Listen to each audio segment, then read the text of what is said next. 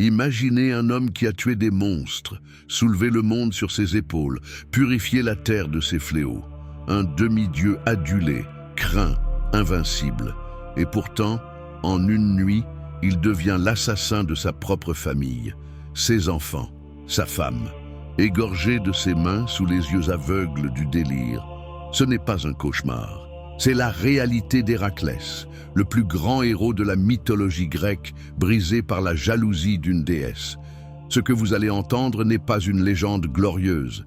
C'est une tragédie aux allures de films comme Spartacus, sang, folie, trahison divine, rédemption dans la douleur. Une histoire où les dieux ne sont pas des sauveurs, mais des manipulateurs cruels, où le courage ne suffit pas, où chaque victoire cache une malédiction. Bienvenue dans l'enfer d'un héros, Héraclès, le fils maudit de Zeus. Fils illégitime de Zeus et d'une mortelle, Alcmène, Héraclès est né sous le signe de la haine divine. Dès sa naissance, Héra, l'épouse jalouse de Zeus, tente de le tuer. Elle envoie 2 serpents géants dans son berceau, qui l'étranglent de ses petites mains. Encore bébé. Main présage, oui, pas de gloire, de malheur, car Héra ne lâchera jamais. Chaque exploit, chaque victoire, chaque preuve de sa grandeur attise sa fureur, et elle attendra son heure. Héraclès grandit en force et en renommée. Il épouse Mégare, fille du roi Thébès. Ils ont 3 fils. Pour la première fois, il connaît la paix, l'amour, la vie d'un homme simple. Mais les dieux n'aiment pas la paix. Un jour, alors qu'il se repose après une victoire, Héra frappe. Elle invoque Lyssa, la personnification de la folie furieuse. Une brume rouge envahit son esprit. Ses muscles se contractent, ses yeux s'injectent de sang. Il voit ses enfants, non comme ses fils, mais comme des ennemis, des monstres à exterminer. Et il les tue, un par un, sa femme aussi. Puis quand la folie se dissipe, il se réveille au milieu des cadavres. Du sang partout, le silence, l'horreur. Il hurle. Mais aucun cri ne peut effacer ce qu'il a fait. Les 12 travaux, une pénitence imposée. Condamné par la culpabilité et rejeté par les siens, Héraclès consulte l'oracle de Delphes. Apollon lui donne un verdict sans appel.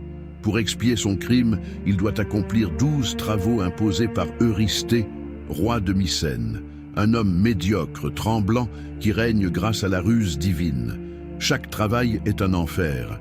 Tuer le lion de Némée, une bête invulnérable dont la peau repousse les armes. Héraclès l'étrangle à main nue, puis l'utilise comme armure. Abattre l'hydre de Lerne, un serpent à 7 têtes, 9 selon certains, régénéré dès qu'on en coupe une. Avec l'aide de son neveu Iolaos, il brûle les moignons pour empêcher la repousse. Une tête est immortelle, il l'enterre sous un rocher. Capturer le cerf de Cérynie, un animal sacré à Artémis, doté de cornes d'or et de sabots de bronze. Héraclès le poursuit pendant 1 an, le terrasse sans le tuer, puis le ramène vivant.